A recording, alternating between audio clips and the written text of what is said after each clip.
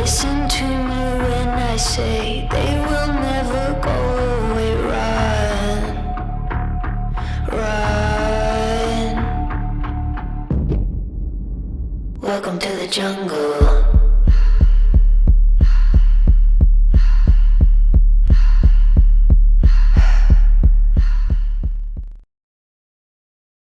If you guys hear any noise in the background, this time it's just my TV in the living room on. I'm still a little paranoid after my last video, so...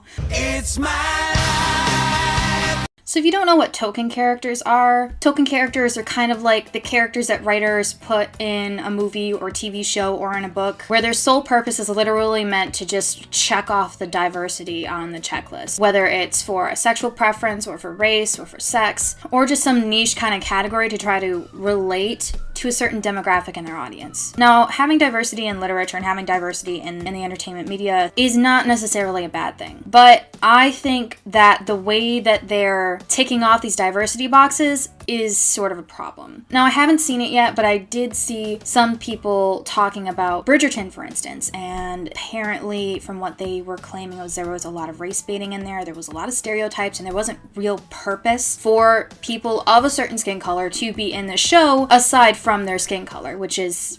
That's racist! And there was a lot of debate with it because I guess the production company at first was making it look like it was just going to be an open casting and race wasn't going to be an issue. It was not going to be a part of the discussion. But then the show seemed to flip it, and it was a vital part of the story, but there were so many plot holes that it really didn't make any sense. Now, I watched Belle when it came out, like, ages ago, and I was really looking forward to this movie because I was looking forward to what they were going to do with this diverse character, where she came from. Her backstory seemed very, very interesting, and the theme of classism, especially in an elitist, I think it was France at the time. It's been years since I've seen the movie. The premise was very interesting to me, and I was really looking forward to it, and then I watched it, and I realized that the sole purpose of her being there wasn't even, there was no point except for just diversity. But is it really diverse if your character isn't allowed to actually be themselves, but they're being told to be somebody else? Doesn't that kind of defeat the purpose? And I know it doesn't look like it, but I'm trying to steer clear of politics on my channel. I have a certain viewpoint and I have a certain perspective that might be seen as controversial to a lot of people out there. For those of you who are wondering, I'm more so on the middle. I'm not really on one side of the spectrum or the other. I came from one side of the spectrum and I'm kind of leaning more towards the other, and I just found myself in the middle because either side seems so exaggerated that nothing is going to really be done except for just a bunch of bickering, and that's what we're seeing today. And we're seeing this kind of clashing going on in entertainment industry and social media, and it's a constant bickering. It's a constant finger-pointing contest. What I try to focus on in my writing, and what I wanted to talk to you guys about today in focusing on your writing, if you're writing, or readers, if you've noticed this, and how to pick up on it, is how to make your characters human. You know, you need to kind of give them a purpose, a reason for being the way that they are, aside from just, oh, they came from the wrong side of the tracks, or they have a different sexual preference than it is seen as the norm in society, especially in 2021. Like, I feel like a lot of these narratives are just choked to death because there's so much of it that is accepted today that I feel like constraining it like they did in Enola Holmes was really unnecessary. Enola Holmes was a really good movie, and given the time period, it would make sense that women were constricted to fit a certain societal standard. I get that. I totally understand that. But I think that I feel like the theme better would have been, you know, being that child that wants to grow up a certain way and fighting her way into womanhood to becoming a certain woman, but the sole focus was just her being a female, as if it's seen as an absolute sin, when even in that time period, if you were female, you had a lot of persuasion, and there were still exceptions to this rule. Bias I kind of noticed later on in the show is, you know, her mother raised her to be this sort of tomboyish, independent, fierce woman. That's fine. But then her mother turns around and she's, you know, to blend in with society, she basically conforms to it, even though it's absolutely against everything that she's believed and everything that she's brought her daughter up to believe. The reason I like Sherlock is because he's kind of more open-minded to this fact, and he sees her as a child who's just trying to grow up. I feel like that theme really would have fit the movie better. Remember the Titans was a phenomenal movie for the fact that the characters in it saw each other as separated races, but they ended up seeing each other as human in the end. end. And I thought that that was the ultimate goal of including all of this diverse cast and these diverse characters to begin with.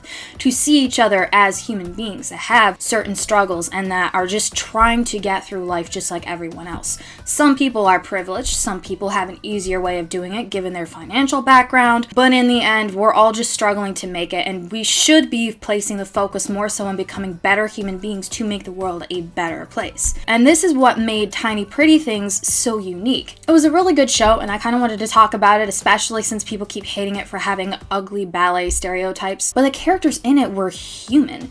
Even the villains, even the people that did horrible things, even the people that were the basic bad guys of it. In the end, you come to find out that in their warped mentality, they figured that one bad deed wouldn't be enough to erase their entire livelihood, their entire credibility, and they're freaking out and they end up panicking because they realize that their entire selves and their entire lives are on the line. And the people that you think are the good guys end up becoming the bad guys, but not like a he's all good, he's all bad scenario. Each character is given an internal identity. Each character is given an internal conflict and an internal struggle. The one character that you would think would be the nicest out of all of them, especially as she was being portrayed by everyone else in the show, turns out to be the worst and turns out to be the most selfish. And that's kind of why I liked the show, is that's what it all comes down to. It all comes to independent and personal selfishness over the benefit of others. Now, the main character, Navia, is by far the strongest character.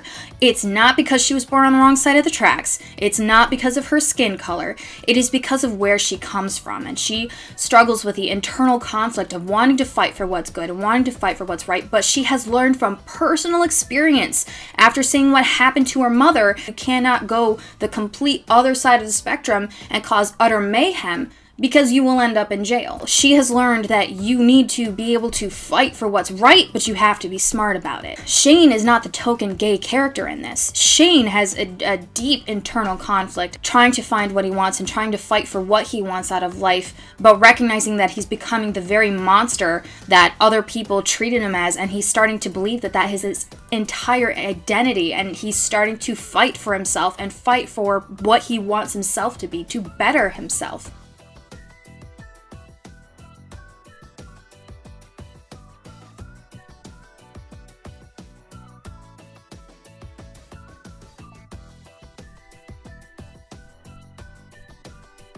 But it all comes down to that internal conflict. This has some of the best character development that I have seen since Hello My 20s. And I'm going to get into that show in another video because character development in that show is phenomenal. The only criticisms that I have really against Tiny Pretty Things is I feel like they kind of went overboard with the sex. There really didn't need to be that much, but I get it. In the second to last episode, you can see all these arcs coming around full circle. You can see all these plots starting to line up. Everything starts to come around full circle. And they could have even ended it on the cliffhanger that they did in that episode. And it's just something that I really don't see being promoted. 9 times out of 10, I've noticed that a lot of writers treat their characters as just one-dimensional characters. They're props, they're sounding boards, they're things to float about the page. They're meant as something to basically move the plot forward. And there's so much more that we can give our characters, and there's so much more that we can learn from each other if we would just present our characters as human. The only way to really do that is by gaining this sort of understanding when you come across somebody in real life, learning more about that person. These days with social media, we have so much people projecting everything that they are and everything that they want on a screen, but they never really take the time to listen anymore. I've noticed that even something as simple as sharing a story, people have such bad ADD because we're constantly flipping from one thing to another. People can't even bother to listen to a simple story. They're so used to YouTube videos running off in the background that they only half listen to anything that they have to say, instead of carrying the momentum of a normal conversation where you would share a story and then you would relate to something and that would make them want to share another story and actually listen and kind of understand this person as another person. Now, I don't mean that you need to info dump in your dialogue and your stories, but give your characters more of a background than simply where they came from or a tragic backstory or a sexual preference. Give them another kind of identity aside from a tag that you can label them as. Because in the end, we're more than just all bad, all good. We're more than just heterosexual or homosexual. We're more than just black or white. Each one of us is a complex human being. We all have emotion. We all have certain struggles and certain things things, we all have different ways to learn from each other and different ways that we learn from certain experiences in our personal lives. And that is what I think could really enrich our culture as far as literature and as far as the entertainment industry goes. We don't need token characters to just fit the checklist that you want to portray on screen or in a book. We need actual living people that have different circumstances, come from different cultures that we can share and we can learn from. Pretty much all I have to say about it right now. If you like this video, like it. If you dislike it, fine, whatever. Leave a comment down below. Let me know what you think would be a good complex character or simply a story that you want to share. I'll see you guys in my next video. Welcome to the jungle.